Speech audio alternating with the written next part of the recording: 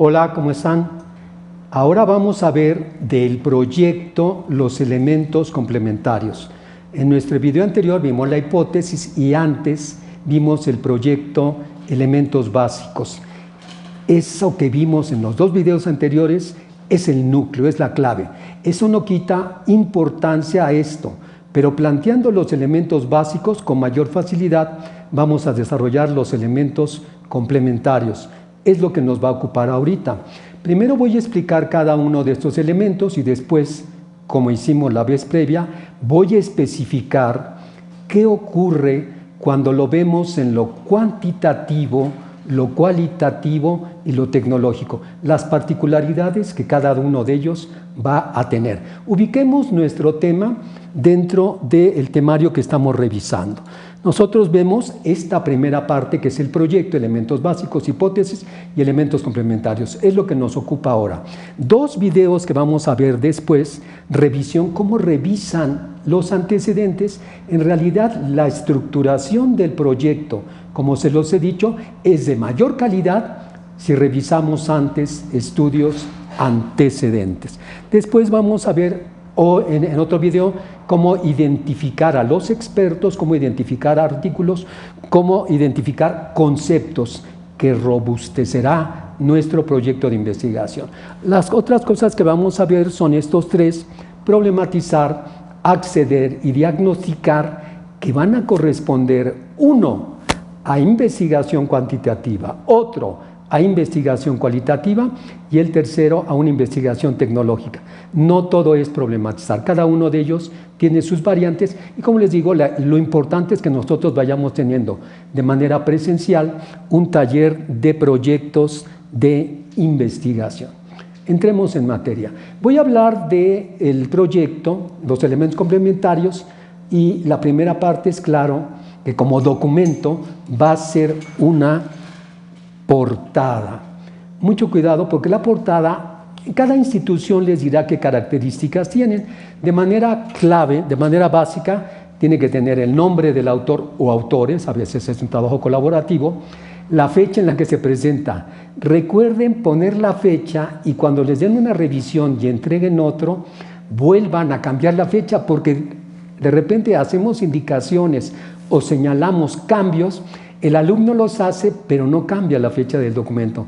Y después dice, no recuerdo cuál es la última versión, un poquito desastroso. El lugar donde se presenta.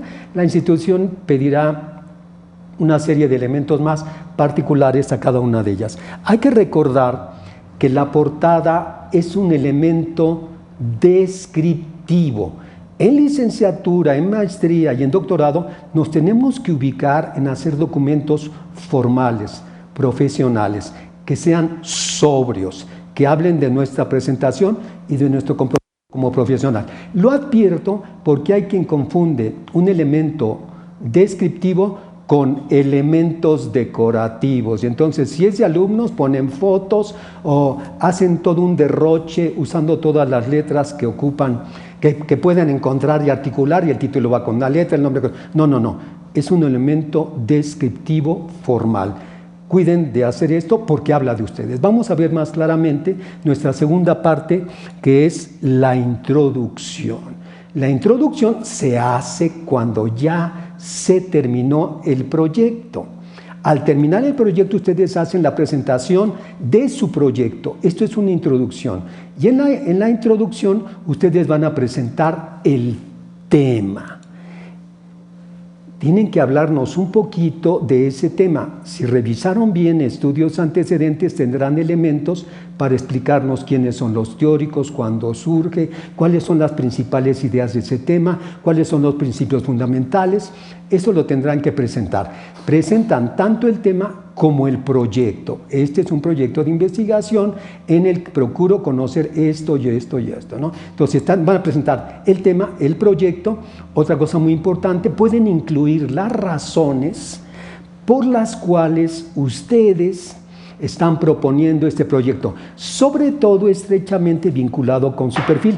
Es una gran oportunidad, porque pueden decir, soy un maestro que lleva 3 años trabajando con alumnos de tercero de primaria. Y con estos alumnos me he encontrado estas condiciones, yo he trabajado estos temas, he hecho esto, de tal manera que es pertinente que yo haga un trabajo sobre cierta cuestión. Eso es lo que deben de presentar en la introducción. Procuren siempre que las ideas vayan en un orden de exposición, de lo general a lo particular, de lo particular a lo general, de lo teórico a lo práctico. Siempre procuren cubrir un orden de exposición, en este caso de la introducción. Cuando hablen del tema, del proyecto y de las razones, se están presentando ustedes. Esto es un punto muy importante. Es la presentación fundamentalmente de usted o de ustedes, si son un grupo. Si está mal escrito, si las ideas son confusas, si no comprendemos, nos están diciendo quiénes son ustedes. Si hay claridad, si hay lógica expositiva, estamos viendo a profesionales que se están enfrentando de manera clara a un reto, a hacer una investigación. Cuiden mucho eso en la introducción. Entonces, se hace al final, recuérdenlo otra vez, se hace al final de haber hecho el proyecto. El segundo apartado del proyecto como documento son los antecedentes, los estudios antecedentes. Esto es, ustedes tienen que revisar tesis de licenciatura, de maestría o doctorado. Nuestro siguiente video va a explicar cada uno de esos asuntos y cómo llevarlo a cabo, que es una labor muy sencilla. Nos han contado historias muy complicadas, pero es una labor muy sencilla que explicaré en el video siguiente. En este caso van a hacer una presentación de esa revisión de estudios antecedentes. Revisaron una tesis, nos tendrán que decir quién es el autor, cuál es el título del trabajo que presentó, van redactando en un párrafo, en qué fecha lo presentó, qué grado quería obtener, era licenciatura, maestría, doctorado, están dándonos una descripción de esas condiciones, ¿no?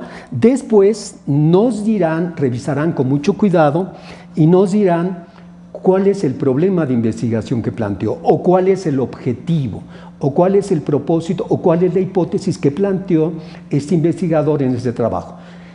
Si planteó uno, digan, solo encontré hipótesis o identifiqué el problema de investigación. Ustedes en el video previo ya estudiaron estos 4 conceptos. Ahora pueden hacer apreciaciones y ustedes pueden decir, si bien ese es el problema y ese es el objetivo, no hay coherencia. El problema va por un lado o por otro, o el problema no está formulado como problema, o la hipótesis no da respuesta al problema. Este es el momento en el que se van presentando y vamos viendo cómo van dominando el tema. Realicen apreciaciones. Si no aparece, digan, no encontré ni problema, ni objetivo, parece que el trabajo se ubica con este problema o procura esto. Empiecen a mostrar sus aportaciones, su calidad de revisores de estudios antecedentes. Entonces, no nos dicen eso, nos van a decir cómo llevó a cabo la investigación. Hizo una investigación documental, hizo observación, hizo un experimento, hizo una encuesta. Platíquenos cómo llevó a cabo esa investigación. Señalen qué aciertos identifican en esa revisión que han hecho. Uno tiene un cuestionario, el sujeto es un buen cuestionario en el que le pregunta a los padres sobre esto. Señalen los aciertos. En el capítulo 2 habla del origen de la educación y marca una tabla comparativa que lo hace de manera... Señalen los aciertos que tiene el sujeto. Todos los trabajos tienen aciertos, rescátenlos. Señalen también los vacíos. Vamos a llamar vacíos cuando...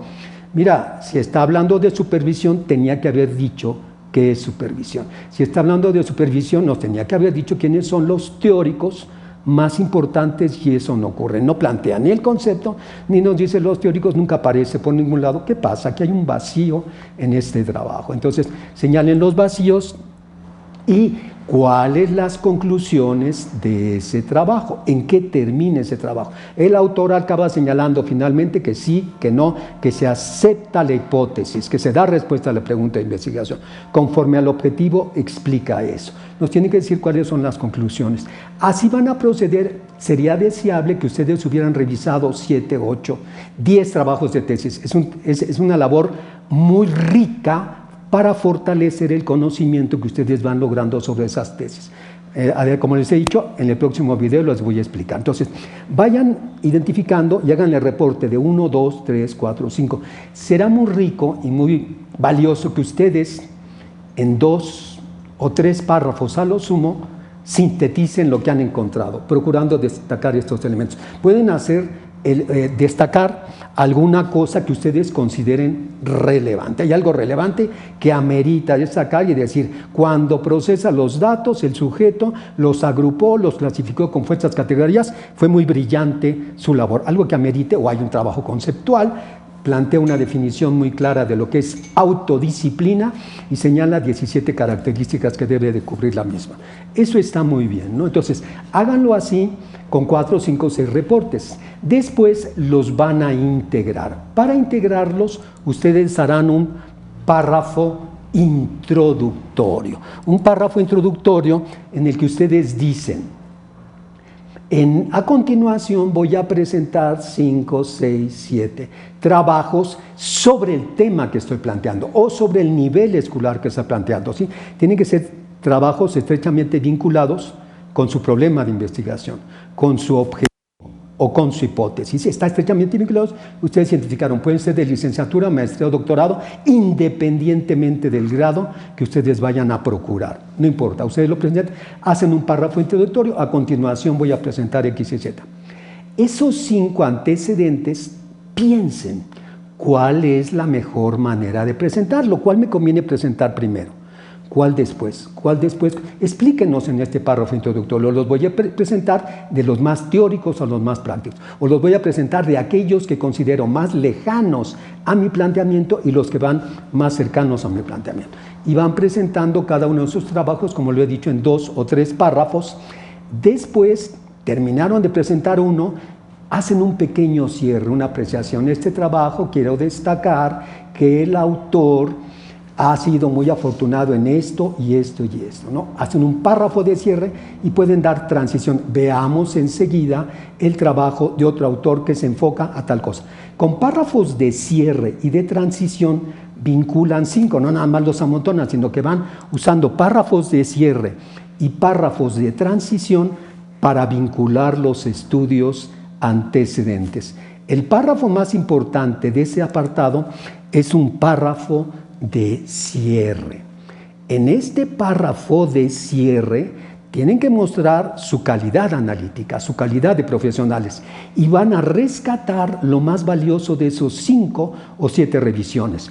Como hemos visto, estos trabajos se han enfocado sobre la lectura de comprensión y han hecho prácticas, experimentos, evaluaciones, talleres para estimular la lectura de comprensión que aplicaron con sus alumnos. Pero, y entonces aquí es la gran oportunidad de vincular con su tema, pero en ninguno de ellos se hizo una revisión exhaustiva de lo que es la lectura de comprensión. ¿Cuáles son sus principales teóricos y los principios que deben de regir la estimulación de la lectura de comprensión? Observen cómo están diciendo, esto es lo que se conoce, esto es lo que se ha hecho, pero mi trabajo va a abonar en otro sentido. O cabe la posibilidad de que alguien diga, revisamos el trabajo de tal autor, que hizo en tal momento, en tales circunstancias. Voy a repetir ese trabajo 5 años después, en el mismo nivel, en las mismas circunstancias, para ver si ha habido evolución. Sí pueden repetir trabajos de investigación. Hay un error por ahí de que alguien dice, no, ese trabajo ya lo hicieron. Sí, lo hicieron hace 5 años o 7 años, lo voy a repetir. Puedo repetir un trabajo siempre y cuando tenga conciencia de que lo estoy repitiendo. De repente alguien hace un trabajo de investigación y no sabe que ya se hizo. Ahí sí hay un error. Pero si con conciencia voy a repetir uno, lo puedo hacer. Puedo repetir un trabajo de investigación. Muy bien. Entonces, los antecedentes es una parte clave porque en ella se va a sustentar todo el proyecto. De tal manera que lo hagan con mucho cuidado, porque van a mostrarnos que se enteraron, que son críticos, que son analíticos y que identificaron vacíos o oportunidades para plantear su proyecto de investigación. Cuando hagan su reporte de antecedentes, nuevamente se los digo, se están mostrando ustedes, nos están diciendo quiénes son y cuiden mucho ese orden, sean astutos en cómo van a organizar convenientemente para que caigamos en cuenta por qué están planteando eso. Tendría que pasar a otra parte del proyecto, elementos complementarios, pero quiero aprovechar esta oportunidad para distinguir claramente que los antecedentes no es un estado del arte. Realmente es vergonzoso, perdón que lo diga, que quieran hacer creer que plantear una revisión de estudios antecedentes en las que ustedes revisarán 5, 6, 7, 10 tesis. Me gusta, de repente tengo alumnos que dicen, ya llevo 10 tesis revisadas. ¿Por qué?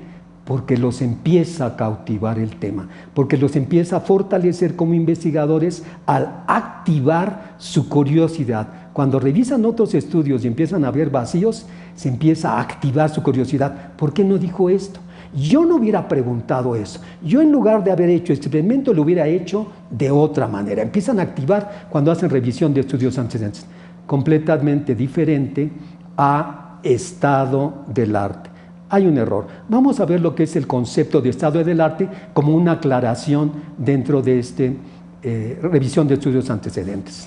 Un estado del arte quiere decir que ustedes nos van a decir el estado de la cuestión. También se llama ¿qué tanto se sabe sobre un tema? Yo quiero saber qué tanto se sabe sobre tutorías. Yo quiero saber qué tanto se sabe sobre lectura de comprensión. Quiero saber qué tanto se sabe sobre aprendizaje basado en proyectos. Fíjense bien la pregunta, estado del arte, ¿qué tanto se sabe sobre este tema? Claramente algunos de ustedes habrán pensado, ¿qué tanto se sabe en dónde y cuándo? Hay que acotar tiempo y espacio. Entonces, para plantear un estado del arte, se requiere determinar un tiempo y un espacio. Fíjense cómo es muy complejo. Y yo digo, ¿qué tanto se sabe sobre tutorías entre el año 2020 y 2022? ¿Qué tantos conocimientos se tiene en la revisión de documentos de 2020 al 2022 en las 36 escuelas normales del Estado de México? ¿Qué tanto saben sobre tutorías 36 escuelas del Estado de México en un periodo de 2 o 3 años? ¿Cuántos documentos tendrán que revisar? Tendrán que revisar en esas 36 escuelas normales todos los trabajos de tesis, de licenciatura o de maestría, o en su caso más adelante, de doctorado que se hayan hecho ahí. Sí. Tendrán que revisar los artículos o las conferencias o ponencias que hagan los docentes que están en esas escuelas. Sí, si casualmente maestros, que es muy, no casualmente, es muy factible que producto de su trabajo de investigación hayan hecho libros o manuales o apuntes, ¿tendrán que tratarlos? Sí. ¿Tendrán que buscar los apuntes? Sí. ¿Cuántos documentos tendrán que revisar para decirnos cuál es el estado del arte? ¿Qué tanto saben? Son muchos. Pero además, en sentido estricto, para que realmente estemos hablando de que han hecho una revisión de estado del arte, lo que tienen que hacer es necesariamente responder a 4 preguntas. Fíjense muy bien, 4 preguntas que van a tener que responder. La primera, ¿qué preguntas se han planteado? Es decir, yo leo las tesis de alguna escuela normal. Me prestaron 17 tesis, imagínense, 17 tesis me prestaron en una escuela normal, porque en esos 2 años o 3 ellos se ocuparon de la tutoría. Yo tengo que identificar qué preguntas plantearon, porque las preguntas me están diciendo qué querían aclarar, qué querían conocer sobre eso. Si son 36 escuelas normales, ya me dirán cómo lo van a hacer, porque están en un estado del arte. Generalmente esto lo hacen centros de investigaciones o grupos muy grandes que trabajan sobre eso. Podemos acceder a este gran esfuerzo que hay en México. El COMIE tiene en sus congresos y cuando hace eventos estados del arte. Lo que hace es poner los trabajos más relevantes, más avanzados sobre una cuestión. Eso ya es un gran esfuerzo. Para delimitar con realidad el estado del arte, me tienes que decir qué preguntas se plantearon. Observe con mucho cuidado, porque yo no quiero saber solo las preguntas que se plantearon, sino quiero saber qué tanto se sabe. Yo tendré que leer con mucho cuidado esos documentos para ver a cuáles se les dio respuesta. ¿Se imaginan la calidad de mi lectura de cada una de esas tesis para indicar si le dieron o no una respuesta correcta. No es tan sencillo, porque está implicando que yo tengo más conocimiento que ellos para poder decir, este dio respuesta, este no dio respuesta. Ahora que han revisado sus tesis, se darán cuenta que a veces plantean la pregunta y no le dan respuesta a la pregunta, o nunca plantearon la pregunta y no se dieron cuenta. El estado del arte es qué preguntas han planteado, a cuáles se dieron respuesta, después vamos al plano procedimental, cómo hicieron para darle la respuesta, cómo lograron dar esa respuesta. Estamos identificando qué es lo que saben. Les dije que eran 4 preguntas. ¿Cuál será la 4ª pregunta? ¿Qué preguntas se han planteado? ¿A cuáles dieron respuesta? ¿Cómo? La 4ª pregunta es la más importante. ¿Qué preguntas quedan por responder? ¿Se imaginan la capacidad analítica, la capacidad creativa que deben de tener para revisar montones, cientos, en realidad se revisan cientos de documentos para ver qué preguntas se han planteado, a cuáles se le dio respuesta, implica un dominio, que yo sepa más que ellos, cómo hicieron para dar respuesta y qué preguntas quedan por resolver? Solamente conceptualísimo, y realmente esto es, en sentido estricto, el estado del arte.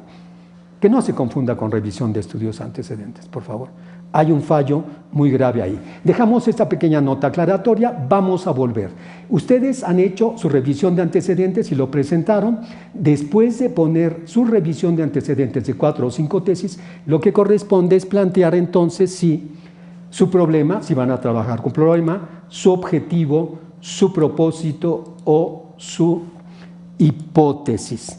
Recuerden que no se hace una investigación a partir del propósito. Está aclarado en el video, el proyecto Elementos Básicos.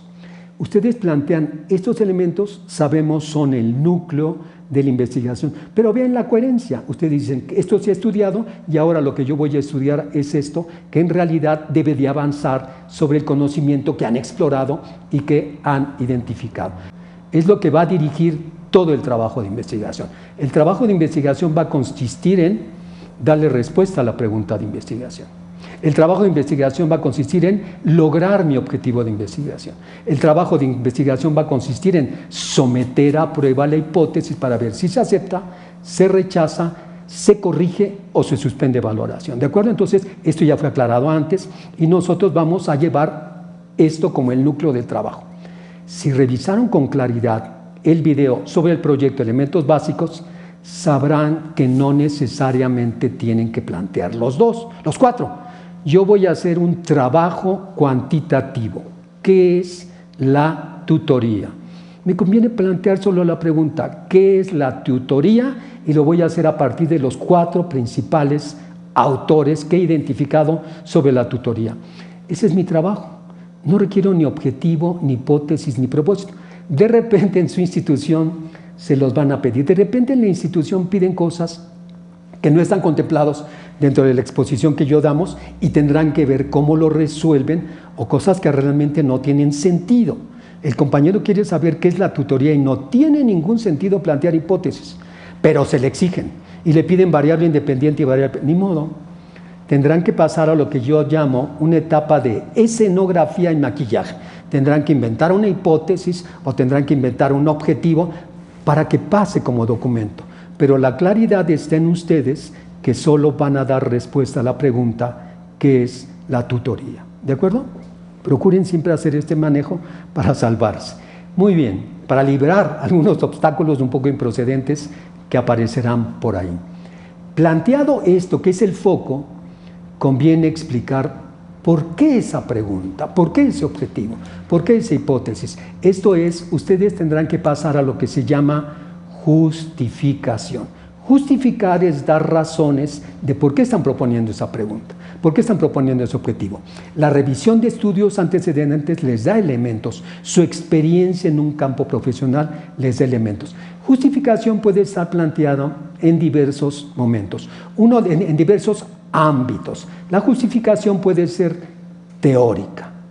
No hay claridad respecto del concepto. No han explicado las etapas, las fases o los principios fundamentales de lo que es la tutoría. Ese puede ser una justificación de carácter teórico.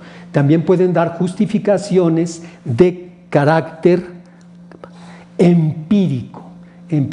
Estoy en una escuela donde 17 maestros tenemos que dar tutoría y no sabemos cuáles son los planos, las actividades que nos posibilitan dar esto. Entonces hay una experiencia laboral concreta mía que me hace decir tengo que hacer esto. Quiero aprovechar este momento de la justificación empírica para que ustedes identifiquen lo que es escalar un problema de investigación. Es decir, yo quiero obtener un grado de maestría o de doctorado y llego y digo, es que quiero ver cómo debemos de dar tutoría en la escuela en la que participo. Eso no justifica que se haga una tesis de maestría o doctorado, es un ámbito micro, mínimo, pequeñito. Entonces, en lugar de decir cómo dar tutoría en la escuela que participo, cómo dar tutoría, fíjense bien, cómo dar tutoría en la escuela primaria Margarita Maza de Juárez. No, es mejor decir cómo dar tutoría a nivel primaria. En ese momento estoy escalando de un nivel pequeñito, reducido a todo un grado. ¿Cómo debe darse la tutoría a nivel primaria? ¿Se dan cuenta? Mis ejemplos probablemente en lo pedagógico y lo didáctico no son muy diestros, porque no soy de esos ámbitos, pero lo que quiero es que con frecuencia tienen que escalar su problema de investigación para que se justifique a niveles de posgrado. ¿De acuerdo? Muy bien, ahí esa es una razón empírica. También puede haber razones económicas. Podemos tener razones económicas al decir, están reprobando muchos alumnos, están desertando y entonces ya no se sostiene la escuela. Nosotros tenemos que dar clases a tantos alumnos para mantenernos económicamente y como estamos fallando en este ámbito, están desertando y ya tenemos una razón económica. Una de las razones también más importantes son razones de carácter social. En el ámbito en el que nos encontramos disciplinas sociales, el referir a los grupos, el referir a la población es una gran justificación. Cuando hablemos de una justificación de carácter social, preferentemente tendremos que tratar 4 rubros o subapartados. 1, tendremos que hablar de la magnitud. Cuando nosotros nos refiramos a la magnitud, a lo que estamos diciendo es cuántas personas están directamente afectadas por esta condición. ¿Cuántas personas están directamente afectadas por esta condición? Pensemos en una situación de carácter médico, porque no soy muy bueno en el área de pedagogía.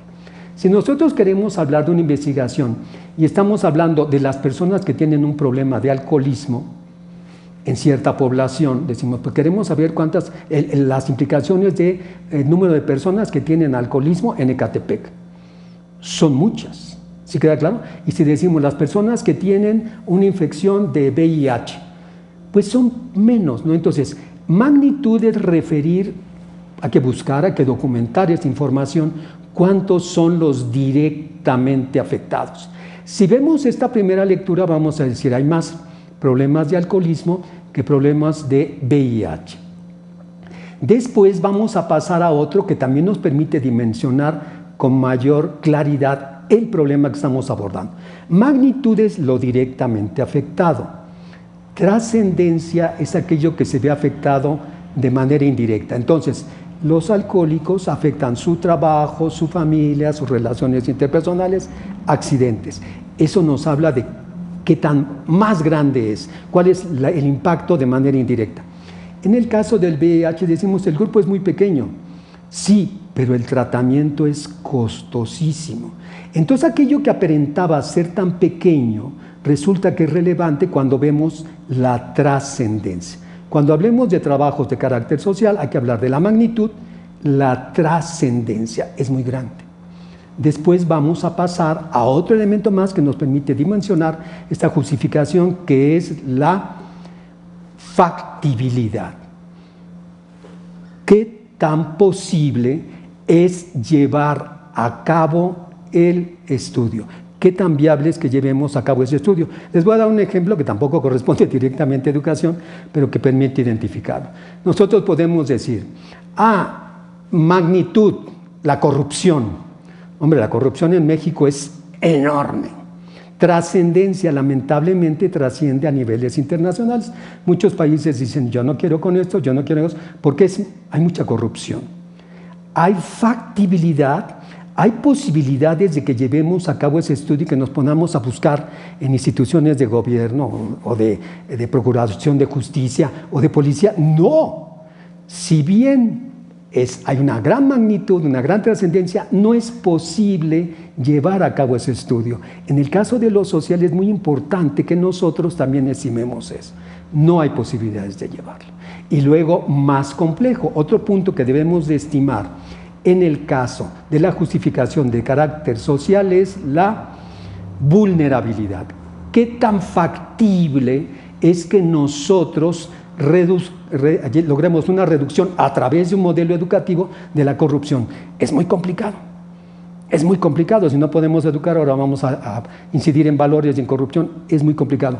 Esto, cuando alguien me presenta un tema y habla de la magnitud, trascendencia, factibilidad y vulnerabilidad, me permite estimar si vale la pena o no hacer ese trabajo, si requiere algunos ajustes o en realidad es otro el trabajo que tiene que hacer porque lo que está planteando no es posible o es muy pequeña la población. ¿De acuerdo? Estamos hablando de la justificación. Han dado razones de por qué vale la pena llevar a cabo este estudio. De este apartado vamos a pasar al siguiente apartado de un proyecto que se llama el procedimiento. Procedimiento me va a hablar de cómo llevar a cabo mi trabajo de investigación. ¿Qué voy a hacer para llevar a cabo ese trabajo?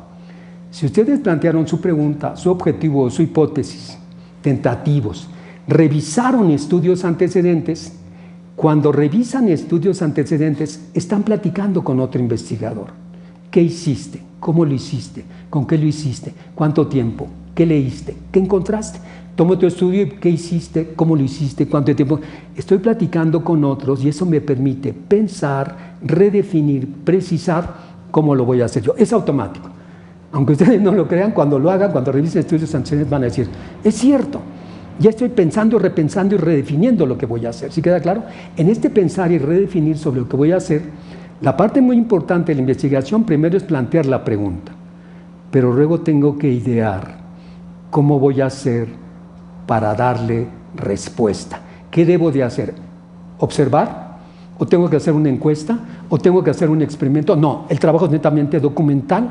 Eso es referir el proceso de investigación. En este apartado nos tendrán que decir cuál es el método. Es una reflexión eminentemente de carácter metodológico. Leeremos libros de metodología que nos darán una gran riqueza sobre lo que es observar, medir, evaluar, experimentar, encuestar, entrevistar y empezamos a deliberar qué vamos a hacer para darle respuesta a nuestra pregunta de investigación. Y entonces ya planteamos cuál es el método. Inductivo, deductivo, analítico, sintético, es un método de análisis del discurso, es un método para observar con precisión algo, es un experimento. ¿Cuáles son las técnicas que voy a emplear? ¿Sí queda claro? ¿Qué técnicas voy a emplear? Pues voy a emplear una técnica de lectura o voy a emplear una estrategia muy particular de lectura que voy a aplicar varias veces. ¿Cuáles son las técnicas y cuáles van a ser las etapas?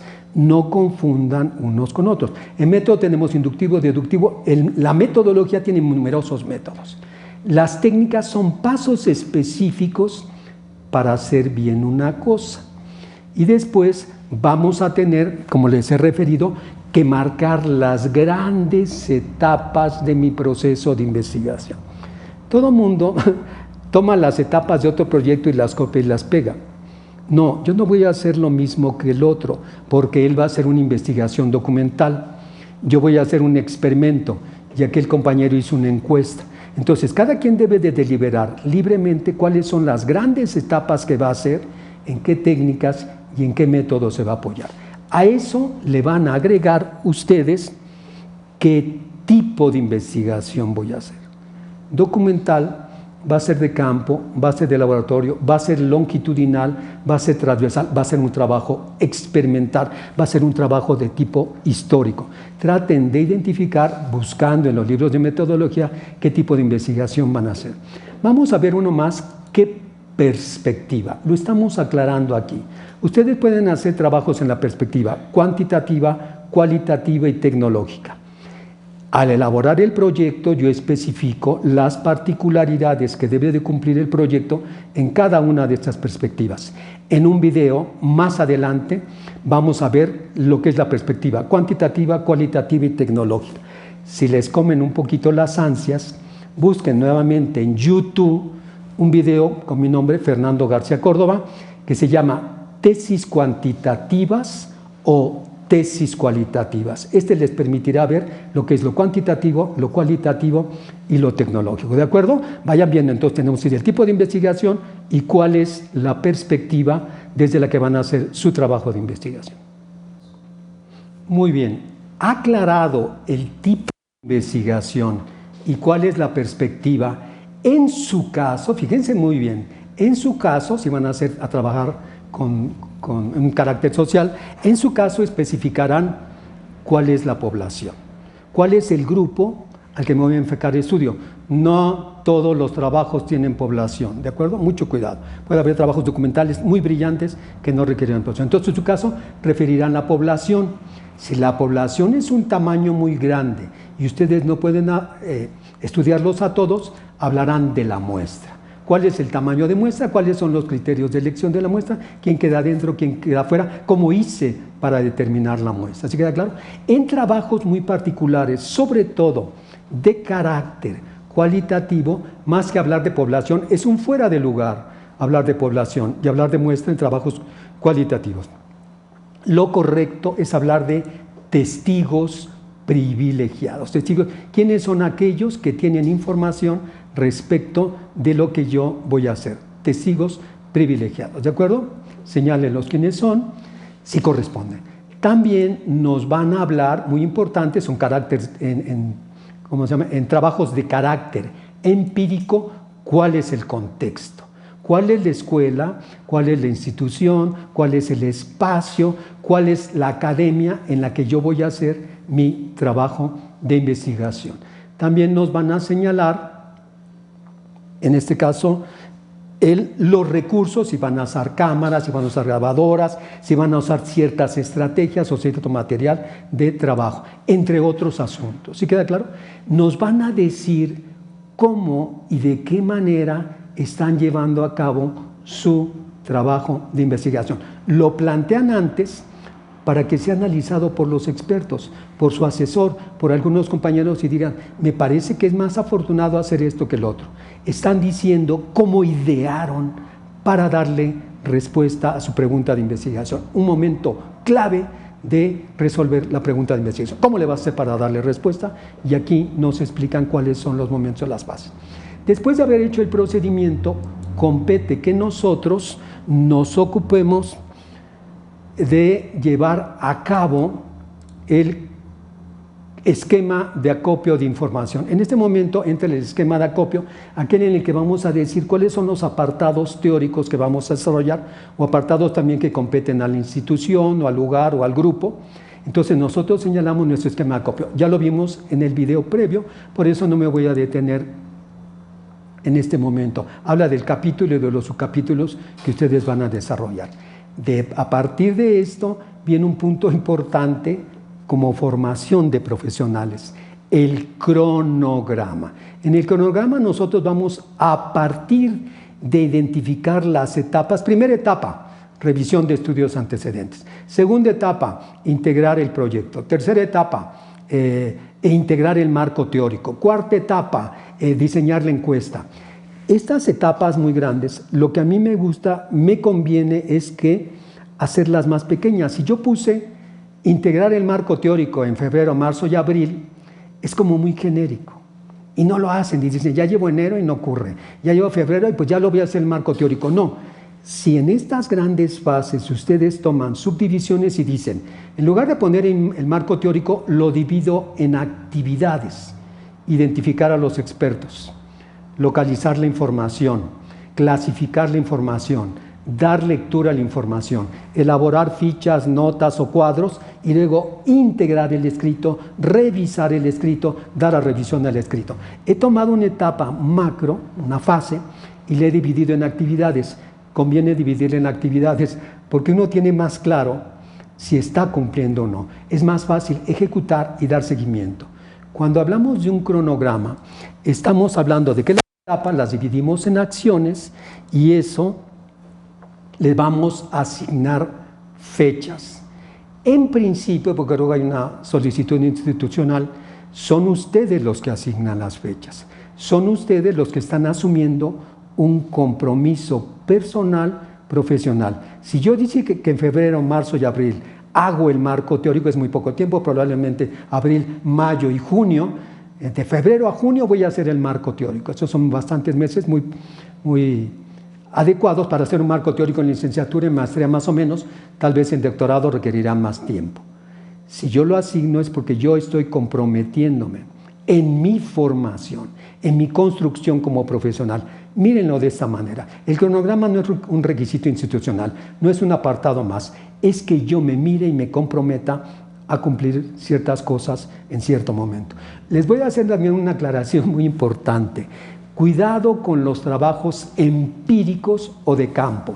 Si yo voy a trabajar con poblaciones que entrevisto, que aplico cuestionarios, que voy a hacer algún experimento, voy a probar ciertas técnicas, es muy factible que aparezcan imprevistos. Voy a entrevistar a los maestros de matemáticas tal día, y de repente llego allá a mis primeras entrevistas y dicen, ¿sabes qué? Que lo lamentamos mucho, pero hay supervisión. Es que tenemos una junta. Y entonces, cuando trabajamos con la realidad, en el trabajo de campo, es muy factible que aparezcan imprevistos, que retrasen y que vayan aplazando nuestras fechas. Mucho cuidado. Pongan un poquito como colchoncitos para estos trabajos de carácter empírico para que no les gane el tiempo por los posibles imprevistos que puedan aparecer. Después ustedes finalmente pondrán las fuentes de información. Aquí, cuando revisaron estudios antecedentes, ya se los indicaré, van a ver también la bibliografía de esos trabajos, para ver qué cosas es conveniente leer. También a la hora de buscar los estudios antecedentes y los expertos que explicaré en 2 videos más adelante, ustedes van a encontrar artículos, conferencias, ponencias para hacer su trabajo. Tienen que ser muy selectivos. Mucho cuidado con este criterio tan pobre que dice, tienen que ser de 5 años a la fecha.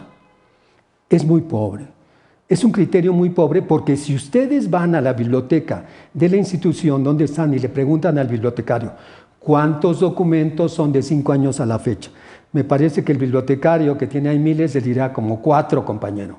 No, ustedes tienen que poner en las fuentes de información que ahorita se llamarán tentativa aquellas que competan a los expertos. ¿Quiénes son los expertos en el tema? Tienen que leer a los expertos. No ese criterio tan ridículo de 5 años a la fecha.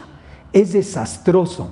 Probablemente, a mí que me gusta mucho leer, probablemente ustedes también, cuando uno se entera que se quemó la biblioteca, en la antigüedad se quemó la biblioteca de Alejandría, miles de documentos, uno dice, Dios mío, ¿cuánto conocimiento se perdió?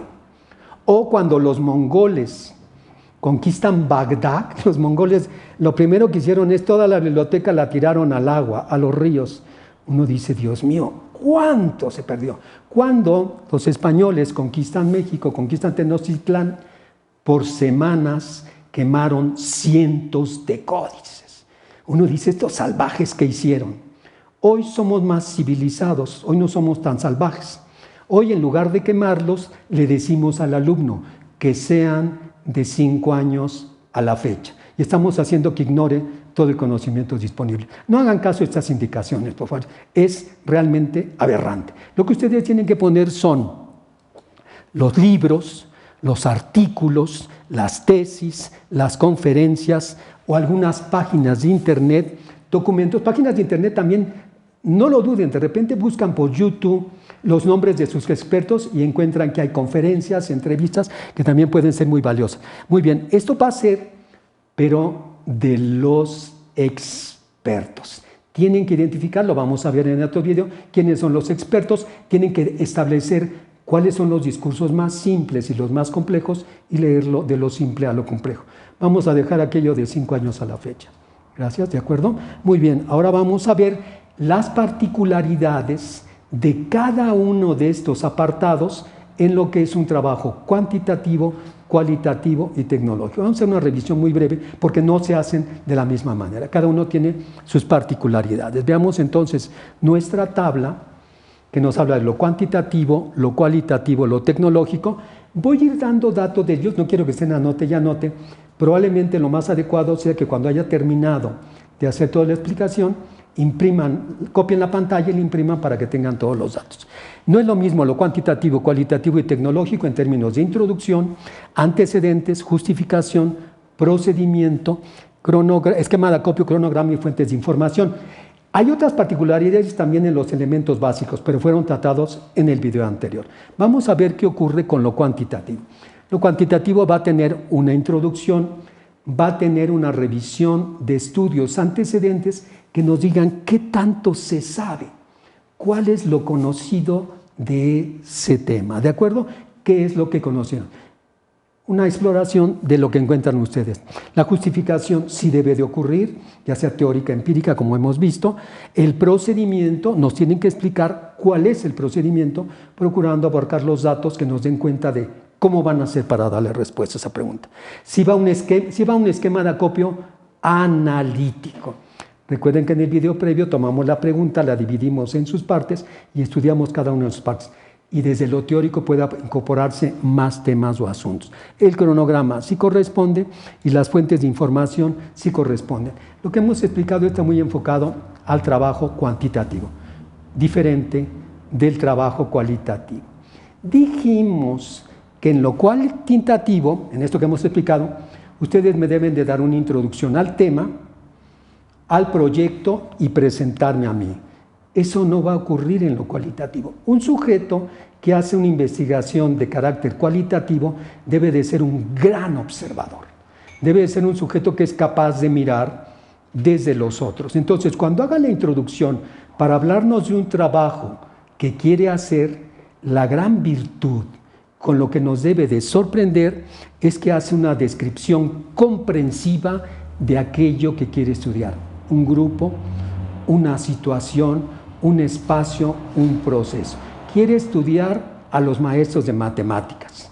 En esta introducción nos dirá, los maestros son así, están así, tienen estas formaciones, pero debe de ser una descripción que nos permita mirar que el sujeto es capaz de describirlos desde los otros. Mucho cuidado. Ese es como les dije, aquí se muestra y dice, yo sí soy capaz de mirar desde el otro, tratando de integrar mi subjetividad, pero procurando el discurso de los otros.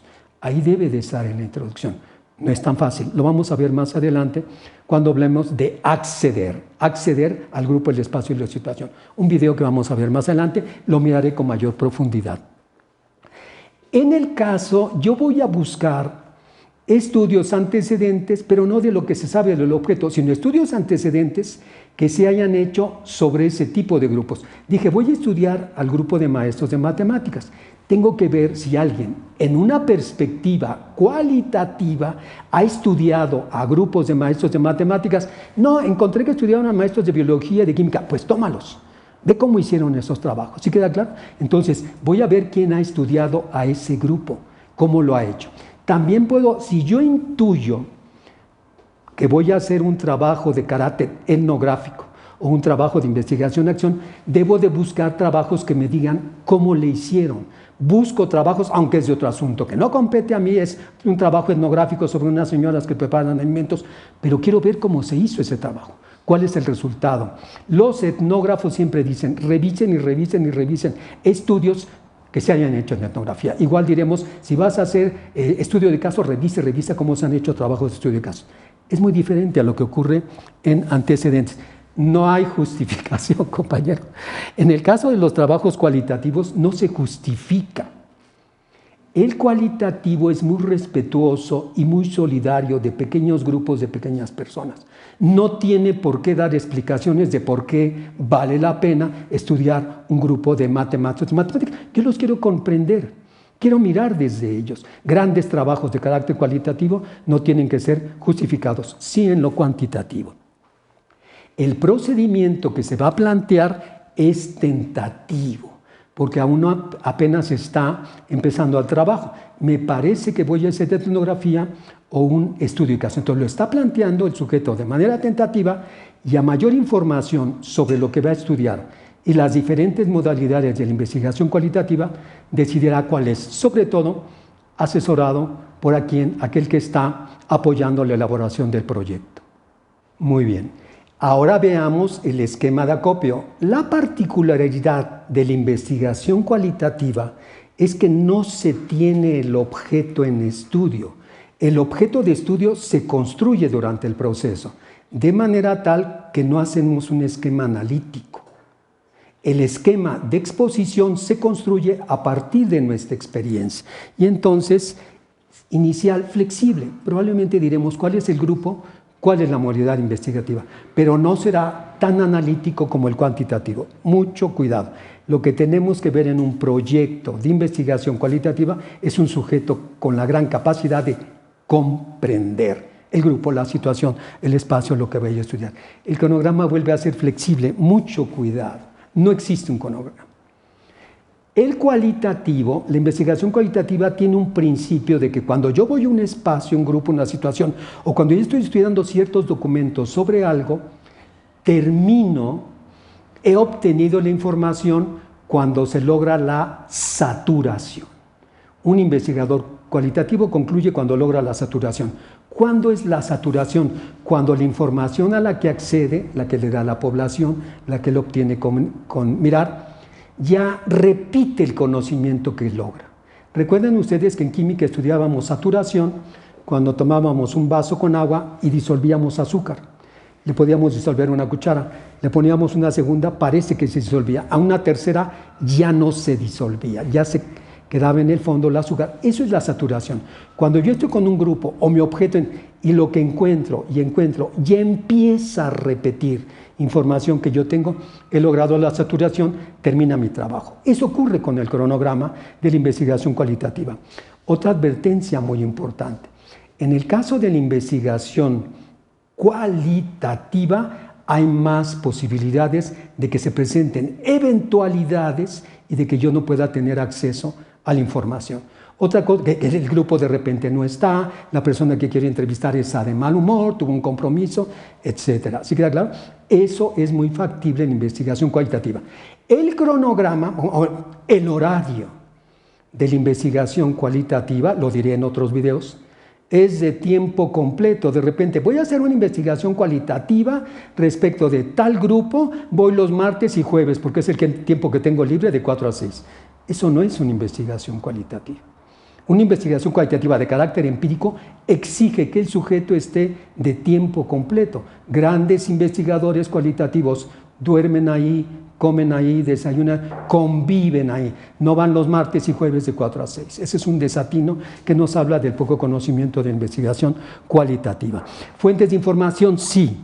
Sí van las fuentes de información, todo tipo de documentos, sobre todo aquellos que hablen de la modalidad de investigación que quiere hacer, fenomenología, deben de aparecer esos libros, etnografía, interaccionismo, deben de aparecer esos libros de los expertos. Y a veces en esto se usan cartas, fotos, documentos, objetos como documentos, como pueden ser utensilios para cosechar, utensilios para trabajar, los libros que ocupan los maestros, o las notas o su regla, todo eso, también son documentos que nos hablan de esa labor para lograr comprender. Finalmente vamos a ver qué ocurre con la investigación tecnológica. Sí va a tener una introducción, igual, muy parecido al cuantitativo. Nos debe de hablar del tema, del asunto que queremos resolver, del proyecto y nosotros vinculado con eso. ¿Qué otro vamos a tener? Antecedentes. Aquí es muy importante. Si bien deben de revisar, en el caso de lo tecnológico, qué estudios se han hecho. Yo voy a hacer un trabajo porque en una escuela no hay trabajo colaborativo. No hay trabajo colaborativo entre los maestros. Si quiero hacer, estoy donde estoy allí haciendo mis prácticas y veo que no trabajan colaborativamente. Debo de buscar tesis sobre trabajo colaborativo, pero mucho cuidado. También debo de buscar en ese lugar, en ese espacio, ¿Qué cosas se han intentado? ¿Alguien ha intentado? Sí, el otro día el maestro hizo algunas prácticas y como que no funcionó, como que... A ver, voy y platico con él. O vino un asesor externo que también... ¿Qué hizo? ¿Cómo lo hizo? ¿Qué falló? ¿Quiénes se opusieron? Entonces, cuando hablamos de investigación tecnológica es porque queremos enfrentar una realidad y hacer un cambio. Veamos quién ya lo intentó antes, cómo lo hizo. ¿Le hicieron caso o simularon? Es muy importante que tengamos esta información porque habitualmente algo que queremos hacer es, ya lo hicieron, nos quieren descalificar. Y uno dice, sí, ya sé que lo hicieron, lo hizo tal persona, hizo esto y esto, pero creo que no le hicieron caso, no fueron muy claras estas instrucciones, por eso lo intento nuevamente. Esto debe de quedar incluido en los antecedentes que se ha intentado antes en este espacio. La justificación, sí, es muy importante justificar estos trabajos de carácter tecnológico, sí, experimental. Un trabajo tecnológico, ya sea que se hace en la realidad o que yo ideo ese proceder en mi cabeza, es experimental. En lo tecnológico, recuerden que queremos cambiar una realidad. Quiero estimular el trabajo colaborativo entre los maestros de tal escuela. A fuerzas, tengo que idear estrategias, recursos, procederes e implementarlo a fuerzas, pero no necesariamente. Yo puedo idear, tiene que estar inmiscuido de una lógica experimental.